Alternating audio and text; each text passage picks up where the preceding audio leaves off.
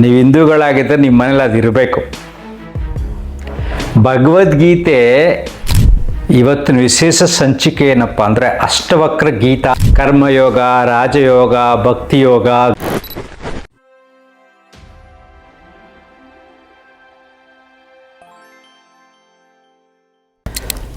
ನಮಸ್ಕಾರ ಸ್ನೇಹಿತರೆ. ಇವತ್ತಿನ ವಿಶೇಷ ಸಂಚಿಕೆ ಏನಪ್ಪ ಅಂದರೆ ಅಷ್ಟವಕ್ರ ಗೀತಾ ಅಂತ ಕೇಳಿದ್ದೀರಾ? ತುಂಬ ಜನ ಭಗವದ್ಗೀತೆ ಬಗ್ಗೆ ಕೇಳಿರ್ತಾರೆ. ಅಷ್ಟವಕ್ರ ಗೀತಾ ತುಂಬ ಒಂದು ಶ್ರೇಷ್ಠವಾದ ಗ್ರಂಥ. ನೀವು ಹಿಂದೂಗಳಾಗಿದ್ದರೆ ನಿಮ್ಮ ಮನೇಲಿ ಅದು ಇರಬೇಕು. ಭಗವದ್ಗೀತೆ ಎಲ್ಲರಿಗೂ ಹೊಂದುತ್ತೆ. ಕರ್ಮಯೋಗ, ರಾಜಯೋಗ, ಭಕ್ತಿಯೋಗ, ಜ್ಞಾನಯೋಗ, ಹೀಗೆ ಯಾರ್ಯಾರಿಗೆ ಯಾವ್ಯಾವ ಯೋಗ ಬೇಕೋ ಎಲ್ಲ ಭಗವದ್ಗೀತೆಯಲ್ಲಿ ಸಿಗುತ್ತೆ ಮತ್ತು ಎಲ್ಲ ಜನಾಂಗಕ್ಕೂ ಹೊಂದಿಕೆ ಆಗುತ್ತೆ. ಅದು ಅಷ್ಟವಕ್ರ ಗೀತೆ ಆಗಲ್ಲ. ಶ್ರೇಷ್ಠವಾದ ಆತ್ಮಜ್ಞಾನ ಮಾತ್ರ ಅಷ್ಟವಕ್ರ ಗೀತಾದಲ್ಲಿರೋದು. ಸೊ ನಿಮಗೊಂದು ವಿಶೇಷವಾಗಿ ಎಕ್ಸ್ಪ್ಲೈನ್ ಮಾಡ್ತೀನಿ. ಅಷ್ಟವಕ್ರ ಮುನಿಗಳು ಹೇಗಪ್ಪ ಅಂದರೆ ಅವ್ರಿಗೆ ಹೆಂಗೆ ಆ ರೀತಿ ಹೆಸರು ಬಂತು?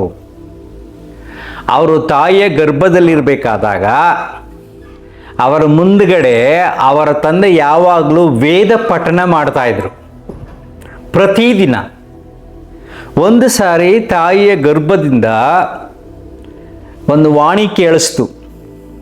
ನೀವು ಹೇಳ್ತಾ ಇರತಕ್ಕಂಥ ವೇದಗಳು ಕೇವಲ ಪದಗಳ ಜೋಡಣೆ, ಅದರಲ್ಲಿ ಯಾವುದೇ ತತ್ವವಿಲ್ಲ, ಸ್ವಯಂ ಇಲ್ಲ, ಆತ್ಮಜ್ಞಾನ ಇಲ್ಲ ಅಂತ ಬಂತು. ಅವರ ತಂದೆ ಮಹಾನ್ ವೇದಾಂತ ಪಂಡಿತರು, ಎಲ್ಲ ಆತ್ಮಜ್ಞಾನದ ಚರ್ಚೆಗಳಲ್ಲಿ ಭಾಗವಹಿಸ್ತಾ ಇದ್ರು. ಅವರಿಗೆ ಕೋಪ ಬಂತು.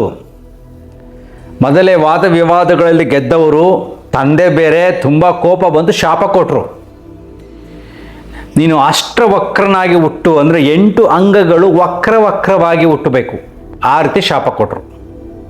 ಅದೇ ರೀತಿ ಮಗ ಹುಟ್ಟದ. ಸೊ ಹೀಗೆ ನಡೀತಾ ಇರಬೇಕಾದ್ರೆ ಜನಕರಾಜನ ಆಸ್ಥಾನದಲ್ಲಿ ಮಹಾನ್ ಚರ್ಚಾ ಸಭೆ ನಡೀತಾ ಇತ್ತು. ಅಂದರೆ ಆ ರಾಜ್ಯದ ಎಲ್ಲ ಮಹಾನ್ ಪಂಡಿತರನ್ನು ಕರೆಸಿ ಆತ್ಮಜ್ಞಾನದ ಬಗ್ಗೆ ಚರ್ಚೆ, ಸತ್ಯದ ಬಗ್ಗೆ ಚರ್ಚೆ. ಅದರಲ್ಲಿ ಅಷ್ಟವಕ್ರ ಅವರ ತಂದೆಯೂ ಭಾಗವಹಿಸಿದರು. ಸೊ ಭಾಗವಹಿಸಬೇಕಾದ್ರೆ ಅಲ್ಲಿ ಚರ್ಚೆಗಳು ನಡಿಬೇಕಾದ್ರೆ ಇನ್ನೇನು ಇವ್ರ ತಂದೆ ಸೋಲ್ತಾರೆ ಅಂತ ಗೊತ್ತಾಯಿತು. ಆಗ ಅಷ್ಟವಕ್ರ ಮುನಿಗಳು ಅಲ್ಲಿಗೆ ಎಂಟ್ರಿ ಆದರು. ರಾಜ್ಯಸಭೆಗೆ ಎಂಟ್ರಿ ಆದಾಗ ಇವ್ರು ನೋಡಿ, ಇವ್ರು ನಡ್ಕೊಂಬರೋದು ನೋಡಿ, ವಕ್ರವಾಗಿ ನಡ್ಕೊಂಬರೋದು, ಎಲ್ಲ ಅಂಗಗಳೆಲ್ಲ ವಕ್ರ ಆಗಿರೋದೆಲ್ಲ ನೋಡಿ ಎಲ್ಲರೂ ನಕ್ಬಿಟ್ರು, ಇನ್ಕ್ಲೂಡಿಂಗ್ ಜನಕ ಮಹಾರಾಜ. ಎಲ್ಲರೂ ನಕ್ಕದಾಗ ಇವನು ನಕ್ಕದ. ಆಗ ಜನಕ ಮಹಾರಾಜರು ಕೇಳ್ತಾರೆ, ನಾವೆಲ್ಲ ಏನೋ ನಕ್ಕದ್ವಿ, ನಿನ್ನನ್ನು ನೋಡಿ ನೀನು ಯಾಕೆ ನಕ್ಕೆ ಅಂತ. ಸೊ ಅವಾಗ ಅವನು ಅಷ್ಟವಕ್ರ ಮುನಿಗೆ ಕೇವಲ 12 ವರ್ಷ ವಯಸ್ಸು. ಅಷ್ಟವಕ್ರ ಹೇಳ್ತಾರೆ, ಈ ಸಭೆಯಲ್ಲಿ ಕೇವಲ ಕಟುಕರಿದ್ದಾರೆ, ಚಮ್ಮಾರರಿದ್ದಾರೆ,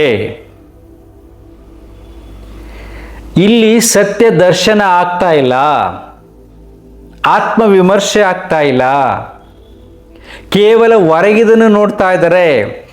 ಈ ನನ್ನ ಅಷ್ಟವಕ್ರವಾದ ದೇಹವನ್ನು ನೋಡಿ ಅವರು ನಗು ಬಂತು. ಅವರು ಆತ್ಮಜ್ಞಾನಿಗಳಾಗಿದ್ದರೆ ನಗು ಬರಬೇಕಾಗಿತ್ತು. ಅಯ್ಯೋ ಪಾಪ ಹಿಂಗಾಗಿದೆ, ಅದರಲ್ಲಿ ಕರುಣೆ ಬರಬೇಕಾಗಿತ್ತು. ನನ್ನ ಚರ್ಮವನ್ನು ನೋಡಿ ನಕ್ಕರು. ಇವರೆಲ್ಲ ಚಮ್ಮಾರರು. ಚರ್ಮ ನೋಡ್ತಾನೆ, ಎಷ್ಟು ಹದವಾಗಿದೆ, ಹೇಗಿದೆ, ಹೇಗೆ ಚಪ್ಪಲಿ ಹೊಲಿಯೋಕ್ಕಾಗುತ್ತೆ ಇದು ಇಲ್ವಾ ಅಂತ ಅವನು ಚರ್ಮವನ್ನು ಮಾತ್ರ ನೋಡ್ತಾನೆ. ಇಲ್ಲಿ ಯಾರು ಪಂಡಿತರಿಲ್ಲ, ಆತ್ಮಜ್ಞಾನಿಗಳಿಲ್ಲ, ಕೇವಲ ಚಮ್ಮಾರರಿದ್ದಾರೆ ಎಂದ. ಆಗ ಅವನು ಆಶ್ಚರ್ಯ ಆಗ್ಬಿಡ್ತು. ಜನಕ ಮಹಾರಾಜನಿಗೆ ಎಷ್ಟು ತೀಕ್ಷ್ಣವಾಗಿ ಮಾತಾಡ್ತಾ ಇದ್ದಾನೆ. ನನ್ನೊಳಗೆ ಯಾರಿದ್ದಾರೆ ಅಂತ ನೋಡಿಲ್ಲ, ನನ್ನೊಳಗಿನ ಸತ್ಯವನ್ನು ಯಾರು ನೋಡಿಲ್ಲ, ನನ್ನ ಜ್ಞಾನವನ್ನು ಯಾರು ವಿಮರ್ಶೆ ಮಾಡಿಲ್ಲ, ಚರ್ಚೆ ಮಾಡಿಲ್ಲ, ಕೇವಲ ಹೊರಗಿನ ದೇಹವನ್ನು ನೋಡಿದ್ರು ಅಂತಾನೆ. ಸೊ ಅಲ್ಲಿಗೆ ಸಭೆ ಮುಗಿಯುತ್ತೆ. ಜನಕರಾಜನಿಗೆ ರಾತ್ರಿ ಎಲ್ಲ ನಿದ್ರೆ ಇಲ್ಲ. ಬೆಳಿಗ್ಗೆ ಹೋಗ್ಬೇಕಾದಾಗ, ಹೊರಗಡೆ ತಿರುಗಾಡಬೇಕಾದಾಗ ಸಿಗ್ತಾನೆ ಅಷ್ಟವಕ್ರ. ಅಷ್ಟವಕ್ರ ಮುನಿಗಳು ಸಿಕ್ಕಿದ ತಕ್ಷಣ ಆ ಹುಡುಗ ಕೇವಲ 12 ವರ್ಷದ ಹುಡುಗ. ಸೊ ಜನಕರಾಜನ ಹೋಗಿ ಅವನ ಕಾಲಿಗೆ ಬೀಳ್ತಾರೆ. ಅಲ್ಲಿ ವಯಸ್ಸನ್ನು ನೋಡೋದಿಲ್ಲ, ಅವನ ದೇಹವನ್ನು ನೋಡೋದಿಲ್ಲ, ಅವನ ಜ್ಞಾನಕ್ಕೆ ಅವನ ಕಾಲಿಗೆ ಬೀಳ್ತಾರೆ. ಕಾಲಿಗೆ ಬಿದ್ದು, ತಪ್ಪಾಯಿತು, ನನ್ನನ್ನು ಕ್ಷಮಿಸಿ, ನಿಮ್ಮ ಚಿಂತನೆಗಳು ಅದ್ಭುತವಾಗಿದೆ, ಒಳಗಡೆ ಯಾರೂ ನೋಡೋದೇ ಇಲ್ಲ, ಕೇವಲ ಬಾಹ್ಯ ರೂಪವನ್ನು ನೋಡ್ತಾರೆ, ಅದಕ್ಕೆ ಮೋಹಗೊಳ್ತಾರೆ ಅಂತ ಅವ್ರು ಕರ್ಕೊಂಡು ಹೋಗಿ ಅವನ ಆಸ್ಥಾನದಲ್ಲಿ ಕೂರಿಸಿ, ಸಿಂಹಾಸನದ ಮೇಲೆ ಅಲಂಕಾರ ಮಾಡಲು ಕೂರಿಸಿ, ಅಲ್ಲಿ ಕೆಲವಾರು ಪ್ರಶ್ನೆಗಳನ್ನು ಕೇಳ್ತಾರೆ. ಯಾರೋ ಜನಕ ಮಹಾರಾಜ. ಆ ಪ್ರಶ್ನೆಗಳಿಗೆ ಉತ್ತರ ಕೊಡುವ ಜ್ಞಾನವೇ ಅಷ್ಟವಕ್ರ ಗೀತಾ. ಅದೇನೇನು ಪ್ರಶ್ನೆ ಕೇಳಿದ್ರು, ಯಾವ ರೀತಿ ಉತ್ತರ ಕೊಡೋದು, ಎಕ್ಸ್ಪ್ಲನೇಷನ್ ಕೊಡ್ತೀನಿ. ಸೊ ಈ ಅಷ್ಟವಕ್ರ ಮುನಿಗಳು ಹೇಳಿದ ಪ್ರಶ್ನೆಗೆ ನಮ್ಮ ಮನಸ್ಸಿಗೆ ಹೇಗೆ ಹೊಂದಾಣಿಕೆ ಆಗುತ್ತೆ ಅಂದರೆ, ನಮ್ಮೆಲ್ಲರ ಮನಸ್ಸುಗಳು ಕೂಡ ಅದೇ ರೀತಿ ಬಂಧಿತವಾಗಿದೆ. ನಾವು ಕೇವಲ ಕಾವಿ ಬಟ್ಟೆ ಹಾಕಿದವರನ್ನ, ರುದ್ರಾಕ್ಷಿಯನ್ನು ಧರಿಸಿದವರನ್ನ, ಅಲಂಕಾರ ಭೂಷಿತರಾಗಿರೋರನ್ನ, ನಾಮ ವಿಭೂತಿ ಧರಿಸಿದವರನ್ನ ಮಾತ್ರ ಸ್ವಾಮೀಜಿಗಳು ಅಂತೀವಿ. ಅವ್ರಿರ್ತಕ್ಕಂಥ ಸತ್ವ ಇದೆಯಾ ಅಂತ ನಾವು ಯೋಚನೆ ಮಾಡಲ್ಲ. ಸ್ವಾಮಿಯ ತತ್ವ ಇದೆಯಾ, ಕರುಣೆ, ಸೇವೆ ಅವೆಲ್ಲ ಅವರಲ್ಲಿ ಇದೆಯಾ, ಅವರ ಮಾತಿನಲ್ಲಿ ಅರ್ಥ ಇದೆಯಾ ಅಂತಕ್ಕಂಥ ಚಿಂತನೆ ನಾವು ಮಾಡೋದಿಲ್ಲ. ಕಾವ್ಯ ಹಾಕಿದ ತಕ್ಷಣ ಹೋಗಿ ಅವ್ರ ಕಾಲಿಗೆ ಬಿದ್ದುಬಿಡ್ತೀವಿ. ಸೊ ಒಂದೊಂದು ಧರ್ಮಗಳಿಗೂ ಒಂದೊಂದು ರೂಪಗಳು ಬರಬೇಕು. ಆ ರೂಪಗಳು ಬಂದಾಗ ಮಾತ್ರ ಈ ಧರ್ಮ ಅಂತ ನಾವು ಗುರುತಿಸ್ತೀವಿ. ರೂಪಗಳಿಲ್ಲದನ್ನು ನಾವು ಧರ್ಮ ಗುರುಗಳು ಅಂತ ನಾವು ಗುರುತಿಸುವುದಿಲ್ಲ. ಅಷ್ಟವಕ್ರ ಮುನಿ ಹೇಳಿದ ಹಾಗೆ ಹೊರಗಿನ ಚರ್ಮವನ್ನ, ಹೊರಗಿನ ರೂಪವನ್ನ ನೋಡಿ ನಾವು ಅವರಲ್ಲಿ ದೈವತ್ವವನ್ನು ಕಾಣ್ತಾ ಹೋಗ್ತೀವಿ. ಅದಕ್ಕೆ ಎಲ್ಲ ಧರ್ಮಗಳಲ್ಲಿ ಸಂಘರ್ಷ ಜಾಸ್ತಿ ಆಗ್ತಾ ಇರೋದು. ಧರ್ಮಗುರುಗಳ ಮೇಲಿನ ಅವತಾರವನ್ನು ನೋಡಿ ಧರ್ಮಗುರುಗಳು ಅಂತೀವಿ, ಆದರೆ ಒಳಗಡೆ ಏನಿದೆ ಸತ್ವ. ಈ ಜಗತ್ತು ಒಂದು, ಎಲ್ಲ ಜನರು ಒಂದು, ಮಾನವ ಧರ್ಮ ಶ್ರೇಷ್ಠ, ಮಾನವೀಯತೆ ಶ್ರೇಷ್ಠ ಅಂತಕ್ಕಂಥ ಚಿಂತನೆ ಆ ಧರ್ಮಗುರುಗಳಲ್ಲಿ ಇಲ್ಲ. ಕೇವಲ ಧರ್ಮದ ಅವತಾರವಿದೆ. ಧರ್ಮ ಹಿಂಗಿರಬೇಕು, ಈ ಧರ್ಮದವ್ರು ಹಿಂಗಿರಬೇಕು, ಈ ಧರ್ಮದವ್ರು ಈ ವೇಷ ಹಾಕೋಬೇಕು ಅನ್ನತಕ್ಕಂಥ ವೇಷ ತುಂಬಿಕೊಂಡಿದೆ.